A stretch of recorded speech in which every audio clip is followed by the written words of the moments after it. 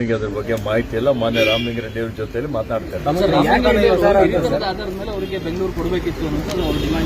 ಇದೇ ನೋಡಿ, ರಾಮಲಿಂಗಾರೆಡ್ಡಿ ಸಾಹೇಬರು ಅತ್ಯಂತ ಹಿರಿಯ ನಮ್ಮ ಪಕ್ಷದ ಮುಖಂಡರಾಗಿದ್ದಾರೆ. ಸುಮಾರು 8 ಸಲ ಶಾಸಕರಾಗಿ ಆಯ್ಕೆಯಾಗಿದ್ದಾರೆ. ಬ್ಯಾಂಗ್ಳೂರಿನ ಒಂದು ಜವಾಬ್ದಾರಿಯನ್ನು ಹೊತ್ತುಕೊಂಡು ಹಿಂದೆನೂ ಉತ್ತಮವಾಗಿ ಸೇವೆಯನ್ನು ಮಾಡಿದ್ದಾರೆ. ಹೀಗಾಗಿ ಎಲ್ಲರೂ ನಮ್ಮಲ್ಲಿ ಸಮರ್ಥವಾಗಿ ನಿಭಾಯಿಸ್ತಾ ಇದ್ದಾರೆ. ಅವರು ವರಿಷ್ಠರ ಜೊತೆಯಲ್ಲಿ ಮಾತನಾಡ್ತಾರೆ, ಮತ್ತು ವರಿಷ್ಠರು ಅವ್ರ ಜೊತೆಯಲ್ಲಿ ಮಾತನಾಡಿ ಅವರು ನಾಮಪತ್ರ ಹಿಂಪಡಿತಾರೆ ಅನ್ನುವಂಥ ವಿಶ್ವಾಸ ಇದೆ.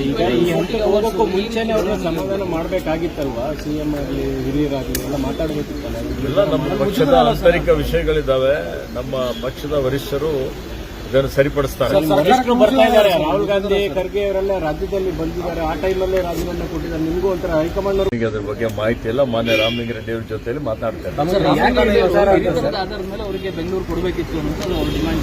ಇದೇ ನೋಡಿ, ರಾಮಲಿಂಗಾರೆಡ್ಡಿ ಸಾಹೇಬರು ಅತ್ಯಂತ ಹಿರಿಯ ನಮ್ಮ ಪಕ್ಷದ ಮುಖಂಡರಾಗಿದ್ದಾರೆ.